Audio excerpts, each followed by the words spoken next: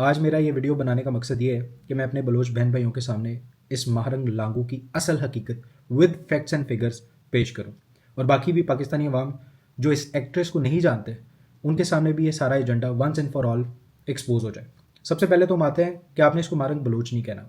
मैंने पहले भी कहा और मेरी वीडियो बहुत ज़्यादा वायरल हुई, उसकी मैं आपको वजह भी बता देता हूँ। ये अपने साथ बड़ा फखरिया लिखती है महारंग बलोच, लेकिन ये महारंग बलोच नहीं है, ये महारंग लांगू है और लांगू एक सब कास्ट है ब्रावी की।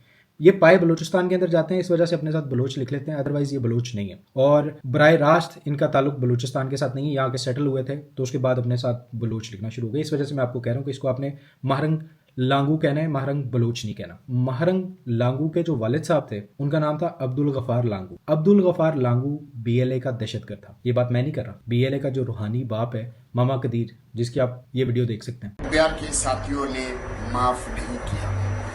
नवाब साहब ने मजीद गुफ्तगू जारी रखते हुए कहा कि हमीद शाहीन के साथ भी यही हुआ और गफार लांगो के साथ भी यही ड्रामा कराची में हुआ।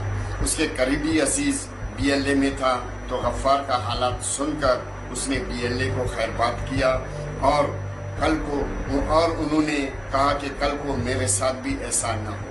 वो किसी और मुसल्लह तंजीम में चला गया। आपने देखा इस वीडियो के अंदर मामा कदीर कह रहे हैं कि बहुत से लोग बीएलए को अब्दुल गफार लांगू का अंजाम देख के छोड़ के चले गए, कि जिस तरह बीएलए ने जो हाल अब्दुल गफार लांगू का किया उस हाल को देख के बीएलए के मजीद लोग जो है वो छोड़ के दूसरी मुसल्लह तंजीमों में चले गए। तो इसमें एडमिट कर रहा है मामा कदीर कि अब्दुल गफार लांगू को बीएलए ने हिट किया था। और यहाँ पे ड्रामा क्या किया जाता है, यहाँ पे जनाब महारंग बलोच की वीडियो बनाई जाती है जिसमें अपने वालिद साहब के कब्र पे जा रही है, पहले वहां जाके दुआ करती है और उसके बाद वहां बैठ के रो के वीडियो बना रही है कि मेरे वालिद साहब की इस तरह रात को लाश आई और मेरे लिए वो बड़ा मुश्किल दिन था। मैं बिल्कुल इस चीज से एग्री करता हूँ। किसी भी बेटी के लिए जब उसके वालिद साहब की डेड बॉडी घर पे आएगी तो बहुत मुश्किल वक्त होगा, मैं इस चीज पे क्रिटिसाइज नहीं करता। लेकिन मेरी बहन मारा किसने था? बीएलए ने, रियासत पाकिस्तान ने नहीं। सबसे पहले तो इस चीज को क्लियर करना है विद प्रूफ। सेकंड, उसी सेम वीडियो के अंदर कहा गया, खातून माशाल्लाह बहुत अच्छी एक्ट्रेस हैं और बड़े अच्छे एक्सप्रेशंस के साथ खातून ने बताया कि मेरी वालदा ने मेरी फर्स्ट ईयर की फीस जो है वो पहले घर के कपड़े बेच के फर्स्ट ईयर की फीस दी, उसके बाद जनाब सेकंड ईयर की फीस जो है वो अपनी ज्वेलरी बेच के दी मुझे। तो मैं सबसे पहले तो ये बताऊं कि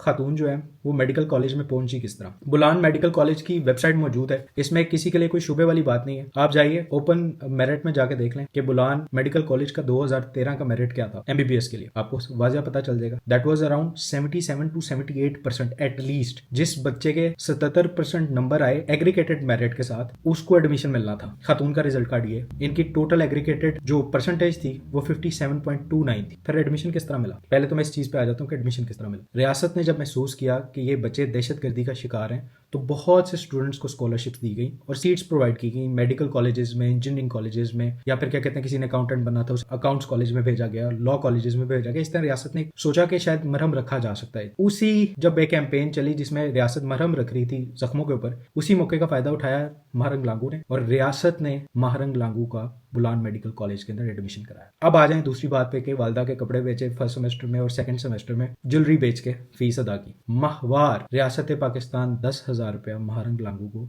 स्कॉलरशिप के तौर पे पे करती रही। बुलान मेडिकल कॉलेज की जो फीस है पर सेमेस्टर वो आप गूगल कर लीजिए 2013 में क्या थी। तो अगर रियासत पाकिस्तान 10,000 रुपया पर मंथ दे रही थी तो फिर वालिदा साहिबा को अपने कपड़े बेचने की जरूरत क्यों महसूस हुई? ये सोचने की बात है। ये बलोच बहन भाई भी मेरे सोचे और पाकिस्तानी अवाम भी सोचे। अब आ जाते हैं दूसरा कि ये जो अब प्रोपोगेशन हो रही है, ये सारे जो मामला चल रहे हैं, आखिर ये क्यों हो रहा है? ये सारा करने का मकसद क्या है? सबसे पहले तो मेरे भाइयों, मेरे अजीज दोस्तों, आपको ये समझने की जरूरत है कि एक बहुत बड़ी लॉबी पाकिस्तान के खिलाफ एक्टिव है जो चाहती है कि इकोनॉमिकल पॉइंट ऑफ व्यू से पाकिस्तान को डिस्टर्ब करे और प्राइम फोकस उनका ये है कि हम लोगों ने सी पैक को नाकाम करना है। सी पैक नाकाम होगा सिर्फ हमारे हमसाया हमदर्द ममालिक नहीं, और भी बहुत से ममालिक इन्वॉल्व हैं जो इस चीज से डरते हैं कि अगर पाकिस्तान में इस तरह का पोर्ट डेवलप हो जाता है तो उनके अपने पोर्ट्स जो है वो खतरे में आ जाएंगे। ये चीज आपने बड़े गौर से समझनी है कि ये उन ममालिक के लिए भी बड़ा खतरनाक हो सकता है अगर पाकिस्तान अपना सी पैक को प्रॉपर्ली डेवलप कर लेता है। जैसे ही सी पैक की बात आती है, बहुत से बड़े बड़े अनासिर ऑर्गेनाइजेशन पाकिस्तान के अंदर एक्टिव हो जाते हैं। सोशल एक्टिविस्ट सो कॉल्ड जो है वो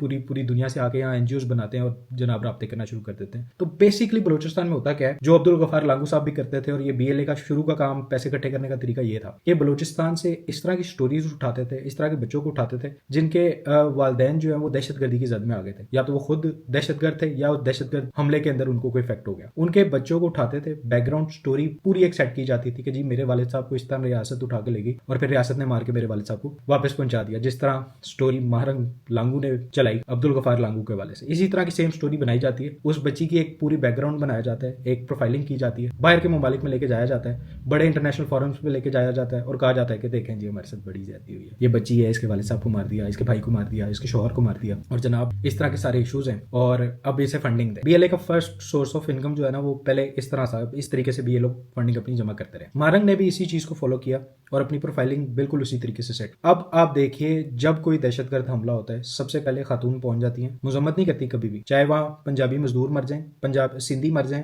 पठान मर जाएं, वहाँ पे डॉक्टर्स मर जाएं, लॉयर्स मर जाएं, चाइनीज मर जाएं, कभी मजम्मत नहीं करेंगी। बीएलए की कभी मजम्मत नहीं करेंगी, बल्कि सोने पे सुहागा ये कि जब आपने देखा कि ये जाफर एक्सप्रेस वाला वाकया हुआ, कितनी बेदर्दी से औरतों और बच्चों को उतार के ट्रेन से मारा गया, और जिन दहशतगर्दों ने मारा, आपको पता है उन दहशतगर्दों की सबसे पहले लाशें क्लेम करने के लिए कौन पहुंचा? ये आप देख सकते हैं, ये हमारी चहीती बहन महारंग लांगू थी जो सबसे पहले पहुंची, और बड़ी मजेदार प्रेस कॉन्फ्रेंस की इन्होंने वहां बैठ। इन्होंने अपनी प्रेस कॉन्फ्रेंस के अंदर कहा कि कौन से मुहज़्ज़ब माशरे के अंदर लाशें नहीं दी जाती। अगर आपने किसी मुसल्लह अफराद को मारा है, जिसको भी मारा है, तो दुनिया में कानून है, दुनिया में आप देखें, चाहे आप किसी भी कोई भी क्लेम करे कि आपने दहशतगर्द मारे हैं या मुसल्लह अफराद को मारा, लाशों को तो फैमिली के पास देना चाहिए, लाशों से तो आपका कोई इंतजाम नहीं। मुझे ये बताओ कि कौन से मुहज़्ज़ब माशरे के अंदर बच्चों को ट्रेनों से उतार के मारा जाता है? कौन से मुहज़्ज़ब माशरे के अंदर शनाख्ती कार्ड देख के दूसरे सूबे से आए हुए मजदूर को मारा जाता है? कौन से मुहज़्ज़ब माशरे के अंदर डॉक्टर्स को, स्टूडेंट्स को, इंजीनियर्स को